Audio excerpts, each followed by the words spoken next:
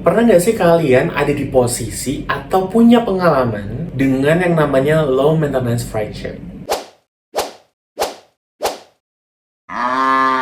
Hai guys, Padagis here. BTW sorry banget guys sebelumnya. Jangan notice dinding di belakang gue karena gue belum punya uang buat ngecat lagi ke bapak kosan. Anyway, nah gue pengen sharing tentang pengalaman gue yang baru gue sadari kalau makin tua gue ternyata punya low maintenance friendship itu cukup membahagiakan ya. Oke, let's start with the real meaning of low maintenance friendship itu sendiri. Buat kalian yang nggak tahu, dan sesuai yang gue cari dari Gemini, yang gue dapetin ya dari Gemini, intinya kalau low maintenance friendship itu sebuah hubungan pertemanan yang santai dan gak terlalu banyak menuntut.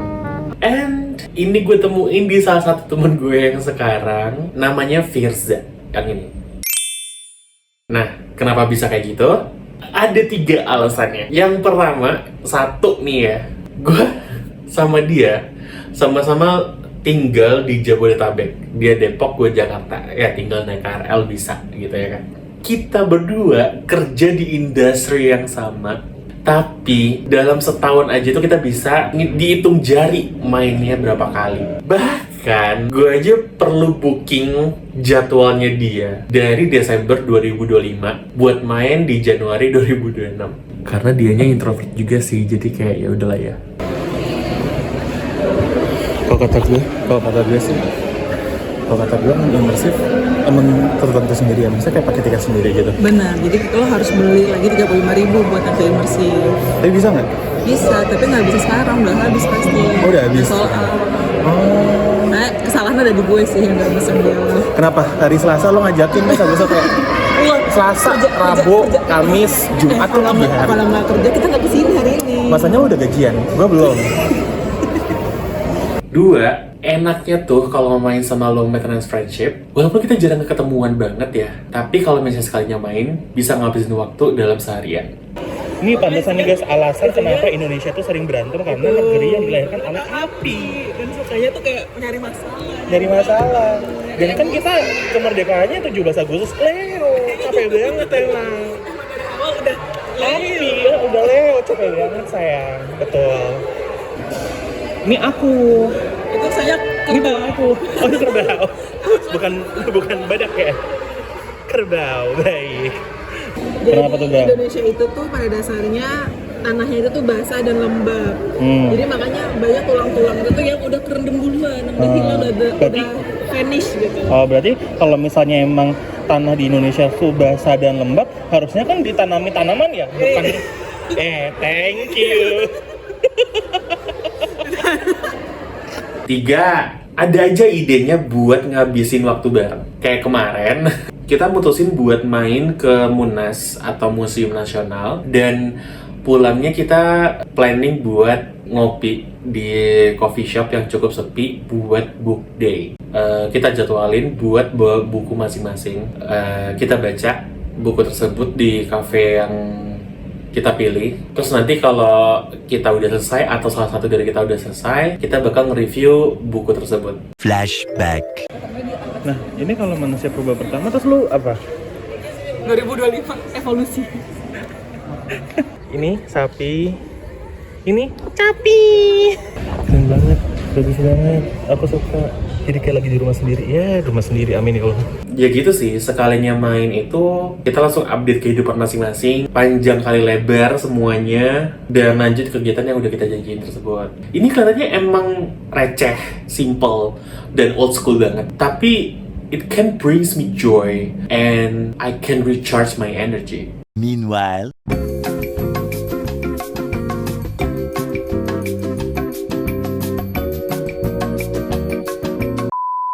Kita bawa buku kita masing-masing yang pengen kita baca.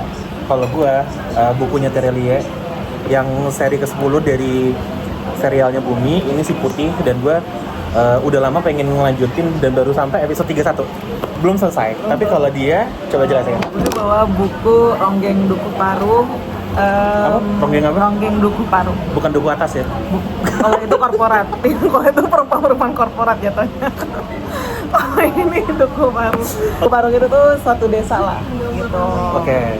Terus thanks untuk Ian, gue menyelesaikan buku ini karena ini lumayan lama sih gue bacanya, kayak 1 bulan lah. Ini baru banget selesai, Ian jadi saksi gue mental breakdown baca buku ini. Jadi kayak buku ini tuh nyatain tentang ya ada ronggeng lah di suatu desa, dimana ronggeng ini tuh sangat didamba-dambakan karena kayak setiap orang itu tuh melihat ronggeng ini tuh kayak perempuan yang paling sempurna gitu di desanya. Dari POV orang desa itu kan, dimana orang desa kan emang primitif, bahkan Betul. di daerah Duku Paruk ini tuh mereka tuh nggak bisa baca, pokoknya benar orang terbelakang lah. Ini setnya tahun zaman dulu. 1960 bahkan jauh dari 60, 1940-an lah. Oke. 40 50. Ini real story atau? Oke, ini kayak Fiksi. campuran lah, fiksi dan real story. Terus tuh kayak si si cewek ini pun tuh dia sangat senang menjadi seorang ronggeng. Oke. Karena ronggeng itu tuh dipercayanya itu tuh bukan kayak dari effort gitu, dari usaha, tapi emang lu harus terpilih dari Tuhan gitu kalau lu tuh ronggeng, ngerti nggak? Ada unsur magisnya. Oke. Dimana kayak nggak Terus? semua orang tuh berhak jadi ronggeng, dan si perempuan itu tuh jadi ronggeng gitu. Nah si perempuan ini tuh kayak Namanya siapa? Tadi? namanya tuh Serintil. Serintil. Dan si Serintil ini tuh Kepilih. jadi ronggeng, dan ketika jadi ronggeng itu tuh banyak lah yang harus dilaluin sama si Serintil ini. Oke. Dia itu tuh ada juga yang kayak dia tuh kayak di beat apa ya bahasanya? Dilelang. Oh, dilelang. Dia tuh Oh. kayak salah satu syarat itu tuh dia harus dilelang sama laki-laki yang mampu membayar dia paling tinggi Oh, jadi untuk istrinya? ditidurin doang. Oh, wow. Jadi tuh emang itu tuh bentuk untuk mensejahterakan si ronggeng ini kan, karena dia dapat dia tuh menang dengan satu keping emas gitulah gitu, untuk dia bisa jadi si ronggeng ini. Nah, macam di buku ini tuh ada dua POV gitu, ada dari si ronggeng, ada dari si laki-laki yang suka sama si ronggeng ini, namanya Rasus. Nah, cuman Rasus ini tuh dia mendadak jadi tentara lah. Pokoknya dia jadi orang hebat, jadi tentara. Jadi dia ninggalin si ronggeng ini. Oke. Pokoknya si ronggeng ini tuh kayak Highlight aja. terjebak gitu. Dia sempat masuk penjara apa segala macam. Tapi dia terjebak gitu lah.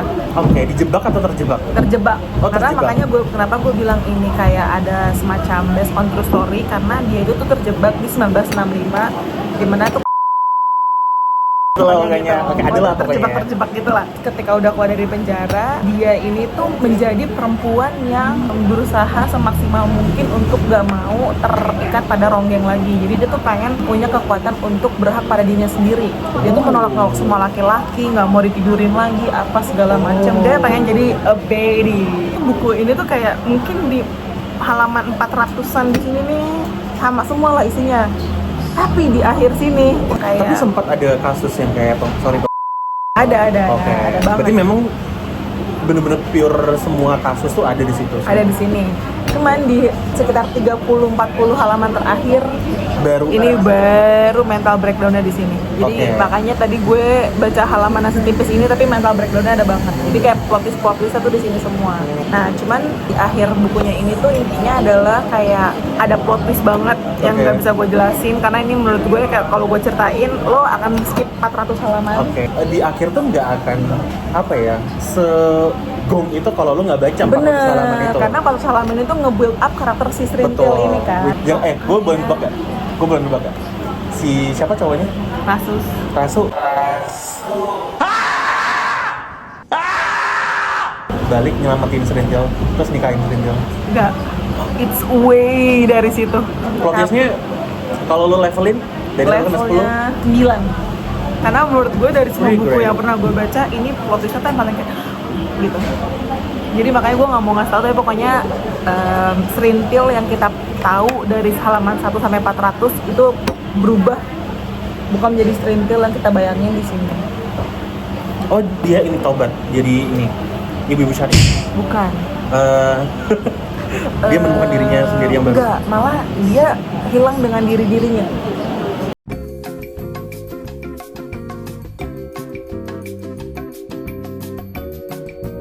Wah, men, bagus banget kan? Ayo, bagus Saking dia udah ada di tahap level itu, dia jadi kayak gitu.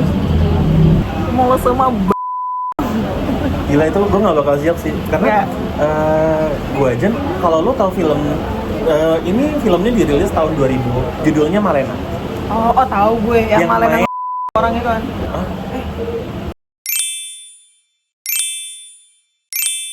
Pokoknya gue nonton Malena itu udah Malena aja yang difilmin begitu aja, gue udah nangis dong. Ini bayangin kalau lo baca ini full, Tapi sebenarnya lo akan Gue lebih kayak- nangis lagi. gue nggak mau, gue nggak mau hidup. Menurut gue dia akan lebih nangis lagi kalau baca buku Perempuan dari Titik Nol. Itu tipis banget kayak cuman 100-an. Tapi itu based on true story. Dan itu dari penulis Arab, jadi sastra Arab. Itu sempurna menurut gue tentang mengangkat isu perempuan di sana. Well, sekian dari Badak. See you in the next video. Bye.